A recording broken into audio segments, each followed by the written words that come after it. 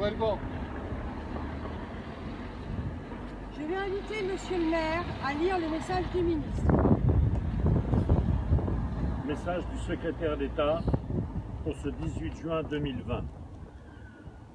Journée nationale commémorative de l'appel historique du général de Gaulle à refuser la défaite et à poursuivre le combat contre l'ennemi. Message de Geneviève Dariussec, secrétaire d'État auprès de la ministre des Armées. Je m'apparaissais à moi-même, seul et démuni de tout, comme un homme au bord d'un océan qu'il prétendait franchir à la nage. Le 17 juin 1940, dans les airs entre Bordeaux et Londres, Charles de Gaulle mesure l'ampleur de la tâche qui est devant lui, alors que la défaite de la France est consommée, que l'armistice est demandé et que l'esprit d'abandon a triomphé. En quittant le sol national, il choisit l'exception, il refuse l'abaissement.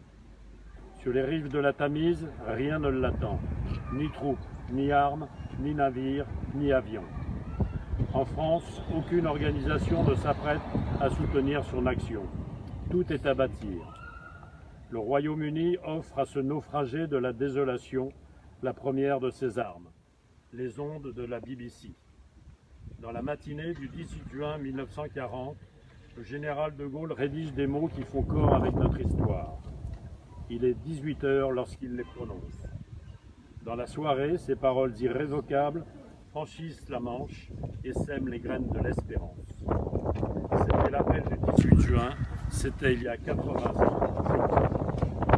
Le général de Gaulle est la première voix à s'opposer publiquement à l'armistice et à expliquer pourquoi le combat doit se poursuivre. Il proclame que la défaite de la France n'est pas définitive, car cette guerre est une guerre mondiale. Il lance un cri de ralliement à destination des militaires, des spécialistes, des ingénieurs. Enfin, il conclut par un message d'espoir. Il allume ce flambeau de la résistance dont la flamme allait grandir sans jamais s'éteindre. L'appel du 18 juin n'est pas le texte d'un soir, il est le début d'une épopée, celle de la France libre, puis de la France combattante. Peu l'ont entendu, seuls quelques groupes déterminés et quelques vaillants solitaires rejoignent Londres. Ils sont l'avant-garde de ceux qui refusèrent l'asservissement. La France libre n'allait pas cesser de croître.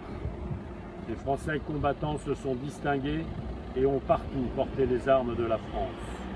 Leur succès et leur sacrifice se joignaient à ceux de la résistance intérieure, à ceux de l'armée des ombres.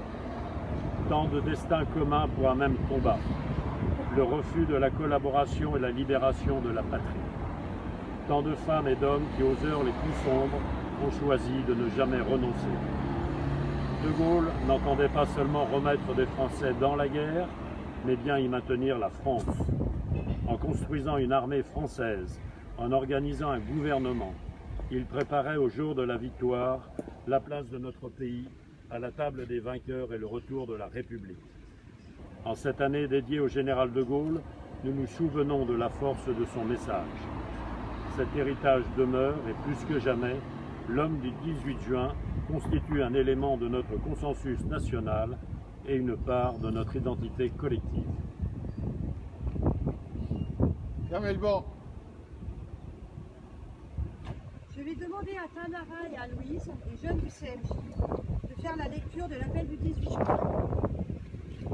Les chefs qui, depuis de nombreuses années, sont à la tête des armées françaises, ont formé un gouvernement. Ce gouvernement, alléguant la défaite de nos armées, s'est mis en rapport avec l'ennemi pour cesser le combat. Certes, nous avons été, nous sommes submergés par la force mécanique, terrestre et aérienne de l'ennemi. Infiniment plus que leur nombre, ce sont les chars, les avions, la tactique des Allemands qui nous font reculer.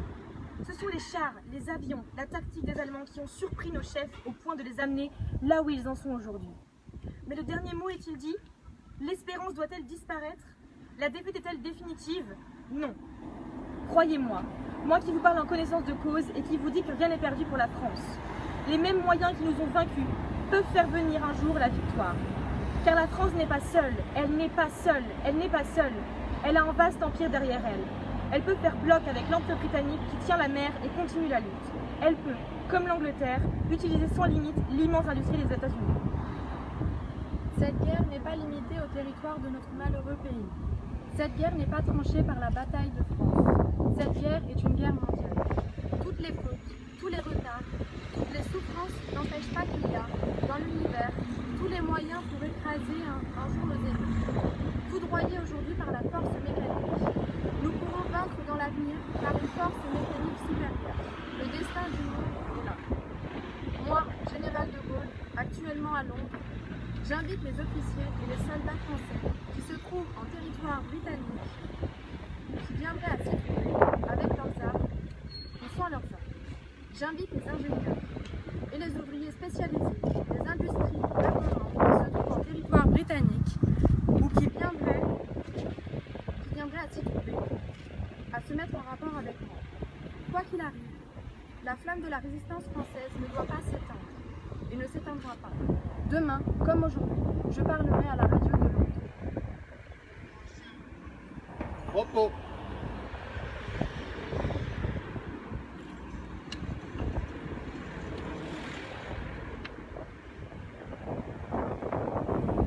Nous rendons maintenant honneur aux morts pour la France, tous nos morts, ceux des guerres passées bien sûr, mais également ceux qui aujourd'hui sont tombés loin de notre sol en opération extérieure. Rien à vous.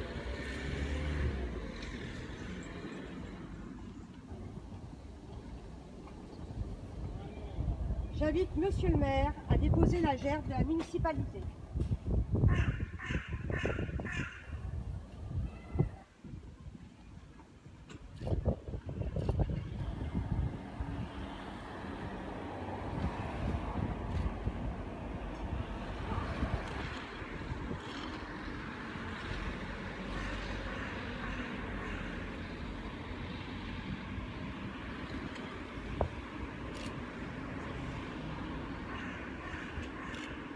Aux morts.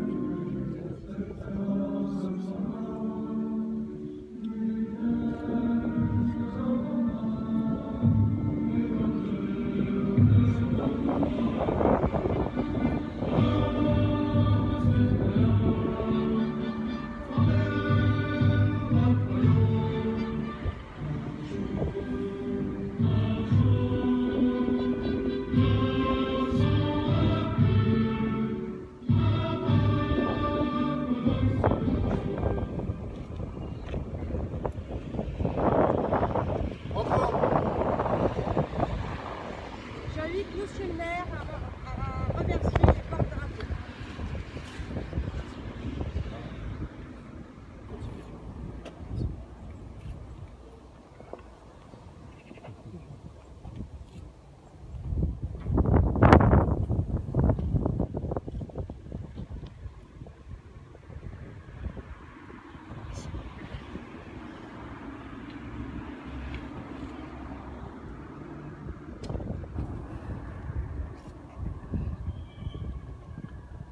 Cette cérémonie est maintenant terminée. Elle a eu lieu en comité extrêmement restreint, comme nous avons fait les autres cérémonies pendant cette période de confinement, qui heureusement touche à sa fin. Cette cérémonie est importante en cette période compliquée que nous vivons en France. Le rappel de notre histoire est fondamental. Il n'est pas question d'abattre des statues, de supprimer notre histoire, de tirer un trait sur le passé. Il faut au contraire en tirer toutes les leçons et faire de notre histoire le devenir de notre pays. Charles de Gaulle fait partie de ces personnalités qui ont sauvé la France et dont nous devons nous souvenir tout le temps pour travailler pour le futur, pour les jeunes, pour la paix et pour le devenir de notre pays. Je remercie très sincèrement tous ceux et celles, même en très petit comité, qui ont participé à cette cérémonie, les porte-drapeaux et puis les jeunes du conseil municipal des jeunes. Je salue tous ceux qui nous regardent sur Internet. Cette manifestation est toute sa place dans le cœur et dans la vie des Briards. Merci.